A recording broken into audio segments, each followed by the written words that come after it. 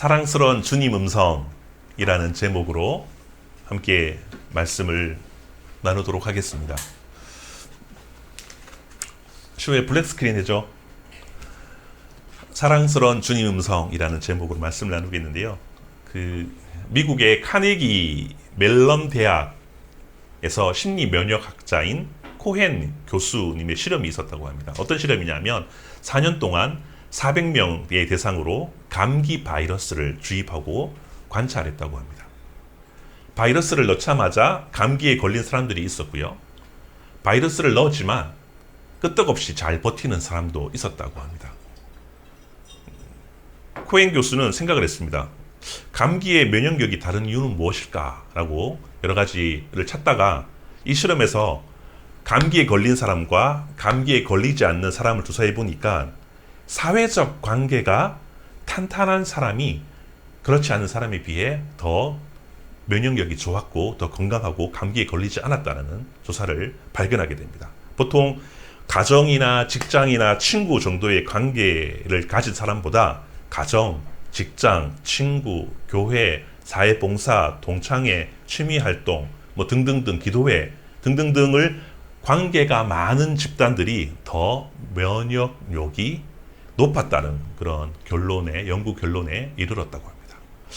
이 실험에서 중요한 것은 뭐냐 하면 사회적 관계를 통해서 세계관이 넓어지고 다양한 관계를 통해서 자신의 정체성을 발견하게 되고 그리고 심리적으로 또 육체적으로 생물학적으로 이렇게 더 건강해짐을 말해주고 있다는 것이죠. 많은 사람들과의 관계를 통해서 올바른 관계를 통해서 점점 저 사람들이 더 활발해지고 관계가 형성되고 또 여러 가지 건강 문제도 더 좋아짐을 이야기하고 있습니다. 우리가 더 나아가서 만물을 창조하시고 특별히 인간을 창조하시고 우리와 관계 맺기를 기뻐하시는 하나님 아버지와의 깊은 관계가 형성될 때마다 우리에게 좋은 그런 면역력과 우리 인간의 삶의 질과 그리고 우리의 방향과 그리고 육체적이고 영적인 건강들이 더 개선되고 확장되어진다는 것을 우리가 잘 알고 있고 명심해야 될 것입니다. 우리는 이 사실이 하나님 아버지와 하나님의 아들의 관계에서도 이 사실을 잘 발견할 수 있다는 것이죠. 오늘 성경에 보니까 11절에 이렇게 말씀하고 있어요. 11절 말씀을 같이 한번 읽어보도록 하겠습니다.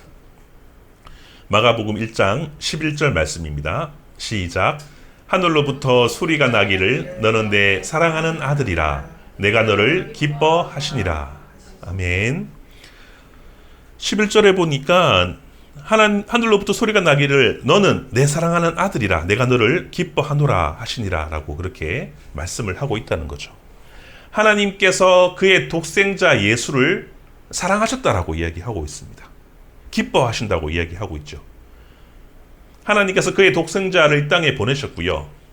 이것 즉 하나님 나라의 사역과 하나님의 구원 사역을 위해서 십자가에 고통당하시고 죽으심으로 그리고 부활하심으로 사단의 세력을 이기시는 과정이 얼마나 고달프고 힘든지 하나님께서 아시고 그의 아들을 오직 그의 아들만 해결할 수 있는 그의 예수 그리스도를 보내시고 그 마음을 아시고 그들을 보담아 주시고 사랑하신다, 기뻐한다라고 그렇게 말씀을 하고 있다는 거죠. 일을 잘해서 기뻐한다는 것이 아니라 하나님과 그의 아들의 관계가 얼마나 친밀하고 아버지의 아들의 관계가 얼마나 좋은지를 이야기해 주고 있다는 거죠. 사역을 시작하는 과정에서 세례를 받으시는 과정에 하나님 아버지의 깊은 아들에 대한 사랑이 울려 퍼지고 있다는 거죠. 하늘로부터 소리가 나기를 너는 내 사랑하는 아들이라 내가 너를 기뻐한다라고 이야기하고 있습니다. 동일하게요. 하나님이 하나님의 아들을 사랑하시는 것과 같이 하나님이 그의 사랑하시는 창조물 가운데 인간을 사랑하시고 그의 택하신 자들을 무척이나 사랑하시고 있다라는 거죠. 그의 속삭임과 그의 우리를 향한 계획과 말씀하심이 우리 귓가에 들린다면 우리가 날마다 기뻐하고 영적으로 기뻐하고 육체적으로도 건강해지고 여러 가지 삶 가운데 활력소와 기쁨이 넘쳐질 줄 믿습니다. 하나님이 믿는 자들을 사랑하시는데요. 그 소리가 세례를 받으실 때 하나님이 그 메시지로, 사랑한다는 메시지로 우리에게 울려 퍼지고 있다는 것이죠. 그리고 구체적으로 이 소리는 언제 나냐 하면 10절에 이렇게 말씀하고 있습니다. 10절 말씀을 같이 한번 읽어보도록 하겠습니다. 10절입니다. 시작. 곧 물에서 올라오실새 하늘이 갈라짐과 성령이 비둘기같이 자기에게 내려오심을 보시더니, 하나님의 사랑한다는 그 속삭임 소리가 언제 났냐 하면 세례를 받으실 때, 그때 하나님께서 말씀하시고, 그리고 하늘이 갈라짐과 성령이 비둘기같이 자기에게 내려오심을 보게 되었다라고 이야기를 해주고 있습니다. 예수님이 죄에서 죽었다가 다시 살아난다는 하나님의 구원의 상징인 물 세례를 받으실 때에 이 음성이 들렸다라고 이야기하고 있습니다.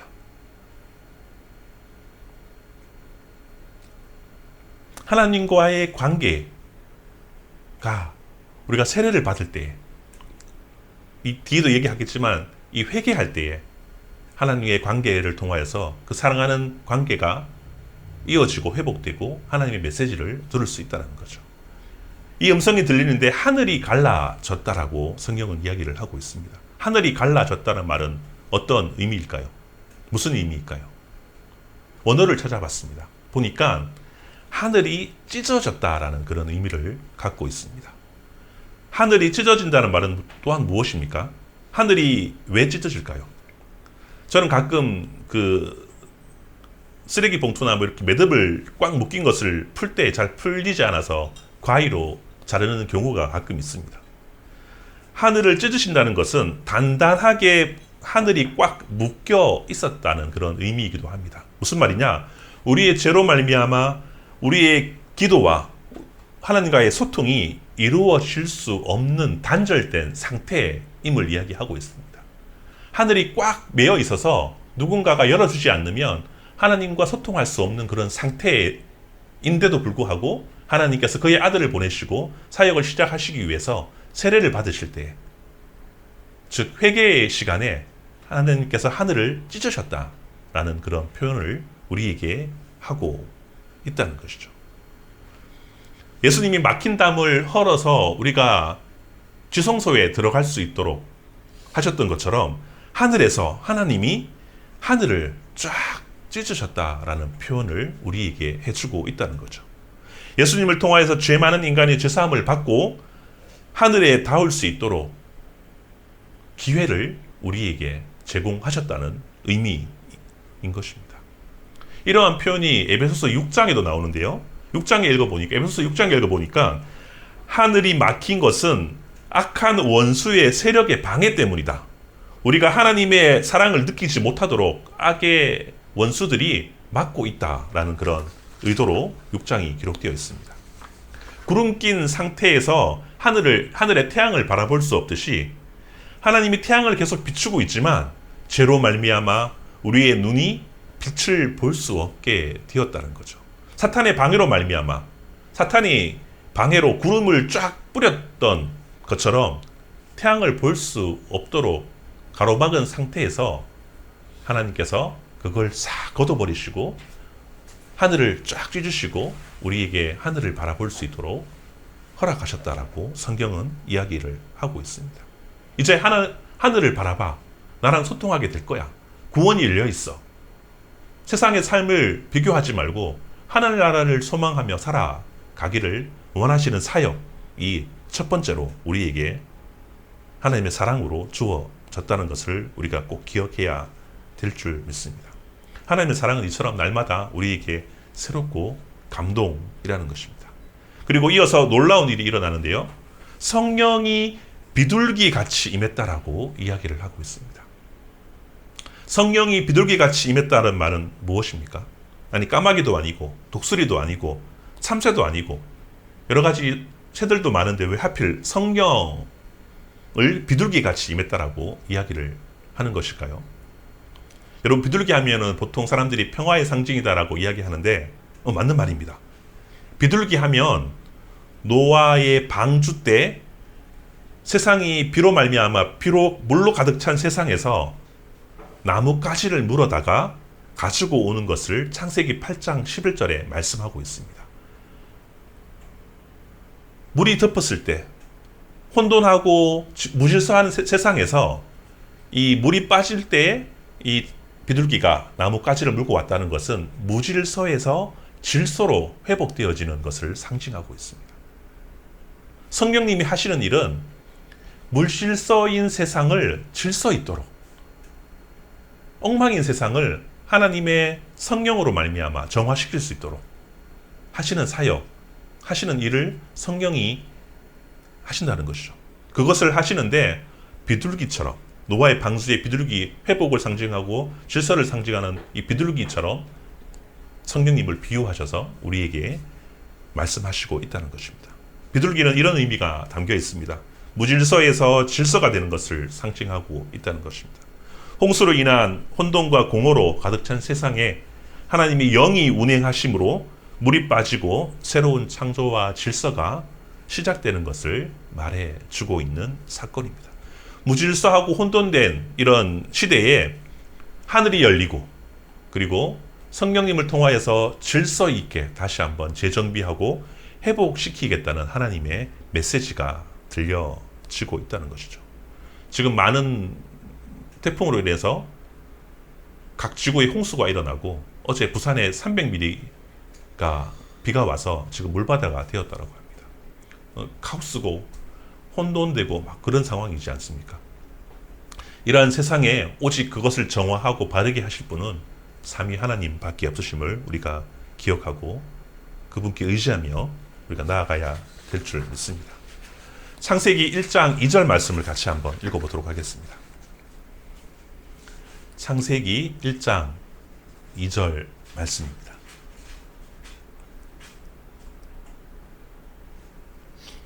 같이 한번 읽어보도록 하겠습니다. 창세기 1장 2절입니다. 시작. 땅이 혼돈하고 공허하며 흑암이 깊음 위에 있고 하나님의 영은 수면 위에 운행하시니라. 성령님께서 이 아직 묻이 드러나기 전에 흑암이 깊고 무질서할 때에 하나님의 영이 수면 위에 운행하셨다라고 이야기하고 있습니다. 성령님이 수면 위에서 운행하시는데 이 운행한다는 말은 뭐냐 하면 이 라하프라는 단어를 쓰는데 새의 날개로 너풀너풀거리며 날아다니다 라는 뜻을 가지고 있고요. 또한 다른 의미로 날개를 활짝 펴서 보호한다는 의미를 가지고 있다는 것입니다. 즉 성령님께서 하시는 일은 무질서한 것들을 질서 있게 하시고 그리고 하나님을 믿는 자들에게 또한 하나님께서 보호할 곳에 하나님께서 그들을 품고 보호하신다는 의미를 갖고 있습니다.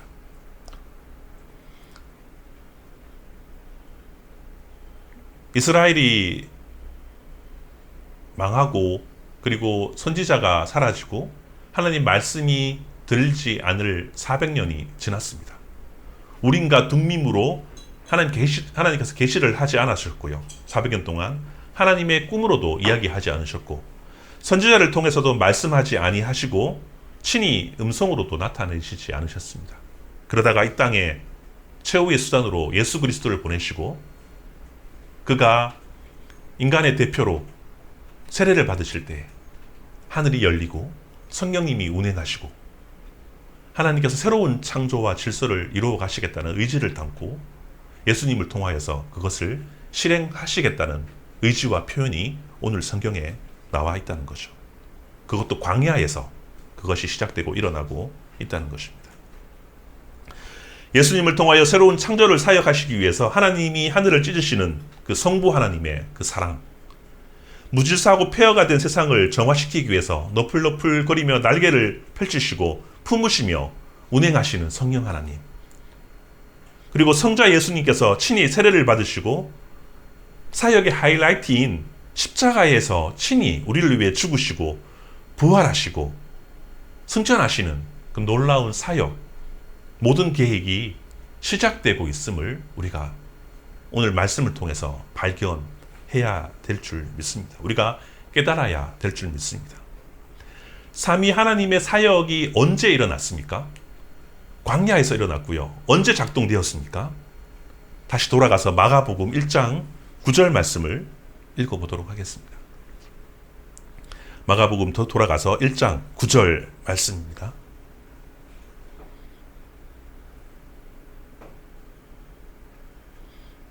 같이 한번 읽겠습니다. 그때 시작. 그때 예수께서 갈릴리 나사렛으로부터 와서 요단 강에서 요한에게 세례를 받으시고, 앞에 예수님의 탄생을 다 생략하고 예수님의 사역을 시작하는 그 집중 가운데 이 시작하시기 전에 갈릴리에서 광야인 요단강에 거주하고 있는 이 세례 요한에게 가서 세례를 받으셨다라고 이야기를 하고 있습니다.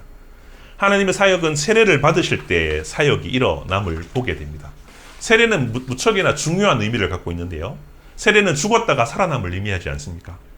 이스라엘 백성이 출애굽할 때에 홍해 바다 속을 건너가지 않습니까? 물이 갈라지고 물 속으로 지나가지 않습니까? 그리고 물 속에 지나갔다가 살아서 나옴을 세례의 상징으로 이야기를 하고 있습니다. 물속은 또한 세상을 의미하고 죽음을 의미합니다. 이 혼돈되고 죽을 수밖에 없는 세상 가운데 죄 때문에 죽었다가 살아나옴을 의미하는 것이 바로 세례의 본래의 의미입니다. 그래서 세례는 물속에 완전히 들어갔다가 나오는 것이 더 의미 있다라고 저는 생각합니다. 침례가 더 어떻게 보면 더 의미 있다라고 저는 개인적으로 생각합니다. 어쨌든 하늘을 찢으시고 성령님께서 강림하는 사건으로 구원의 사역이 시작되는데, 그 시작은 바로 세례 때부터 시작된다라고 이야기하고 있습니다. 행위적인 세례가 아니라 마음의 세례인 것이죠. 이 세례는 회개를 의미합니다. 이스라엘 역사 가운데 하나님께 회개하며 이스라엘 백성이 하나님께 구원을 요청하고 하나님께 간구할 때에 구원과 평화가 일어난 사건을 우리가 너무나도 잘 알고 있고 일괄되게 성경은 이야기하고 있습니다. 오히려 하나님을 등지고 하나님을 떠나 살 때에, 죄 가운데 있을 때에 파괴와 지옥과 아픔을 맛보게 됩니다. 우리 인생도 새 창조가 일어나는 그 모멘텀과 시작은 어디냐 하면 우리가 회개하며 하나님과의 그 음성을 듣고 교류가 있고 관계가 회복될 때에 하나님의 새로운 창조와 역사와 무질서가 질서로 바뀌는 우리 인생의 그런 경험들이 시작됨을 이야기하고 있고, 또한 이스라엘 백성과 온 지구적으로 모든 하나님의 사람들이, 하나님의 교회가 회개하며 주님 앞에 엎드리고 교통하고 회개하고 자복하고 교제할 때 이러한 놀라운 새로운 창조가 일어나게 된다는 말씀입니다. 잘 알지 않습니까? 우리가 기도하고 하나님과 교제하고 하나님 뜻을 간구할 때에 우리가 보는 관점이 달라지고 세계관이 달라지고 우리의 답답함이 사라지고 우리의 문제가 그리 크지 않는 문제임을 깨닫게 되고 하나님이 이루어 가실 것을 믿고 나아가지 않습니까? 힘을 얻지 않습니까? 우리 인생에도 날마다 자복하며 회개하며 하나님께 영광을 구할 때 우리 개인에게도 하늘이 열리고 성령의 역사가 일어나게 될 줄 믿습니다. 꼭 이걸 믿으시고 하나님께 나아가시기를 소망합니다. 이제 예수님을 통하여서 그 사역이 시작되었음을 우리에게 말씀해 주는데요. 이렇게 예수님의 새 창조의 사역은 이렇게 시작이 되었습니다. 이제 뭔가 시작되는구나 라고 해서 뭔가 스펙타클한 그런 것들이 일어날 것 같은 분위기인데, 오히려 성경은 폭풍전야 전에 일어나는 그런 고요함이 느껴집니다. 성령님께서 예수님을 광야로 이끌어내십니다. 마가복음 1장 12절 말씀도 같이 한번 읽어보도록 하겠습니다. 마가복음 1장 12절 말씀입니다. 12절, 13절 두 절 말씀 같이 읽겠습니다. 시작. 성령이 곧 예수를 광야로 몰아내신지라. 광야에서 40일을 계시면서 사탄에게 시험을 받으시며 들짐승과 함께 계시니 천사들이 수종 들더라. 아멘. 광야로 몰아냈다는 의미는 예수님을 광야로 던져 버렸다는 그런 의미를 갖고 있습니다. 머무릴 틈도 없이 숨 쉴 틈도 없는 광야로 성령님을 몰아내셨습니다. 왜 그리 하셨을까요? 왜 그렇게 하셨을까요? 아무것도 없는 또한 때가 타지 않은 하나님만을 의지할 그곳에서부터 하나님의 회복과 사역이 이루어진다는 것을 말씀해 주고 있습니다. 이사야서 64장 10절 말씀을 한번 찾아보도록 하겠습니다. 이사야 64장 10절 말씀입니다. 이사야 64장 10절 말씀 같이 한번 찾으셨죠? 읽어보도록 하겠습니다. 시작. 주의 거룩한 성읍들이 광야가 되었으며 시온이 광야가 되었으며 예루살렘이 황폐하였나이다.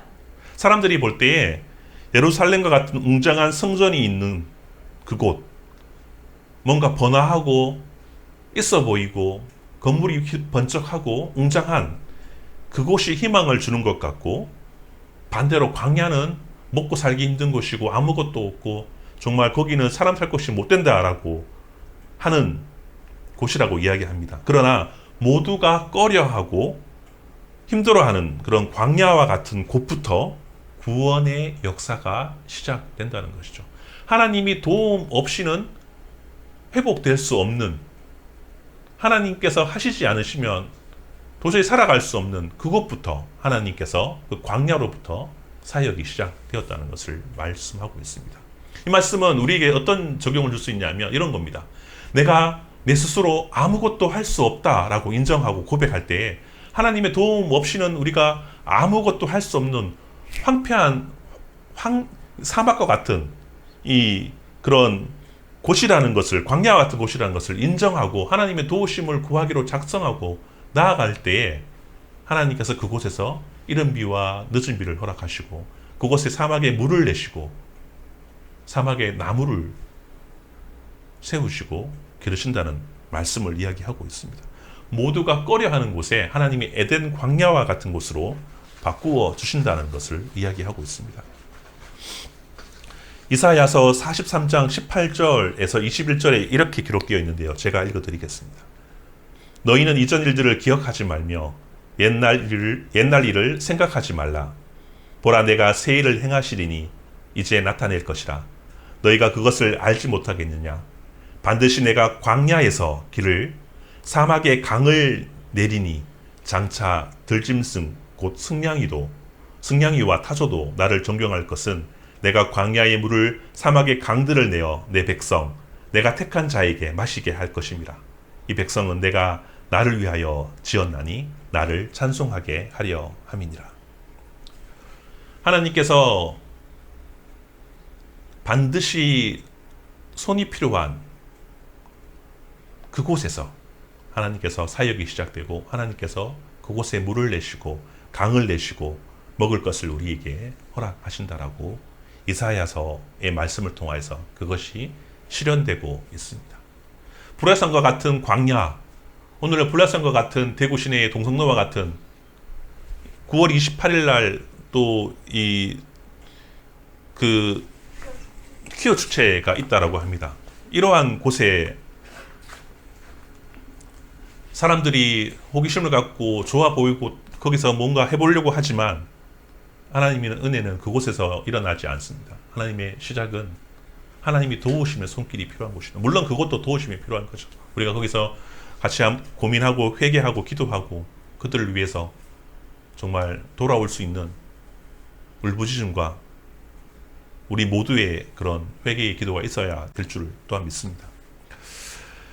광야와 같은 우리 인생길에 사탄의 공격이 있는데요. 이 사탄의 공격과 승냥이들의 공격이 난무해도 하나님께서 그곳에서 천사들의 수종을 받았다라고 이야기하고 있습니다. 아무도 가기 싫어하는 곳, 아무도 뭔가 일어나지 않을 것 같은 곳에서도 하나님께서 그곳에서 강을 내시고 물을 내시고 길을 내시며 또한 많은 사탄의 공격이 있음에도 불구하고 천사들의 보호와 수종을 받았다라고 성경은 이야기하고 있습니다. 성령님에 의해 광야 생활과 같은 우리 인생에서도 하나님 나라가 시작되고 이루어질 것입니다. 우리 인생 가운데 목마르고 갈라지고 답답한 인생 가운데 하나님께서 길을 내시고 물을 내려주시고 성령으로 우리에게 충만케 하실 겁니다. 그것 가운데 천사들이 우리를 지키시고 하신다는 것을 이야기하고 있습니다. 괜찮아. 사람들이 볼 때는 광야, 정말 죽을 것 같은 곳이지만 그곳에 놀라운 역사가 일어나게 되고 그곳에서 하나님의 보호하심이 일어날 거야. 라는 것을 우리에게 이야기하고 있다는 것이죠. 많은 사람들이 예수님을 믿으면 로또와 같은 반전이 일어난다고 생각하고 덤벼듭니다. 그러나 오히려 우리를 광야로 몰아내시고 우리의 힘을 빼시고 우리의 썩은 생각을 빼시고 하나님의 것으로 깨끗하게 채워 주신다는 말씀입니다. 그뿐만 아니라 우리에게도 천사를 대동하셔서 우리를 보호하시고 수종을 받게 하신다는 것을 이야기를 하고 있습니다. 광야와 같은 여러분에게, 광야와 같은 나에게, 광야와 같은 이곳 교회에, 이 퐁당퐁당 가운데, 우리의 가정 가운데, 우리 직장 가운데, 폼팩토리 가운데 모인 이곳에 하나님께서 함께 하심으로 성령의 역사를 통해서 예수 그리스도의 그 죽으심의 사역을 통해서 이곳에 푸른 나무와 열매와 쉴 수 있는 물이 넘쳐나는 그런 동산으로 바꾸어 주실 줄 믿습니다. 그러한 인생이 우리에게 임하게 될 줄 믿습니다.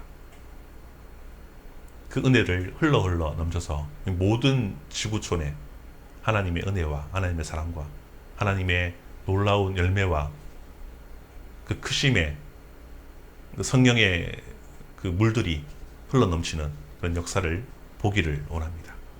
이곳이 시작되어서 흘러 넘쳐서 온 지구촌까지 우리가 그 사역을 주님과 함께 감당하며 기쁨으로 나아가는 우리 모두가 되기를 소망합니다. 기도하겠습니다.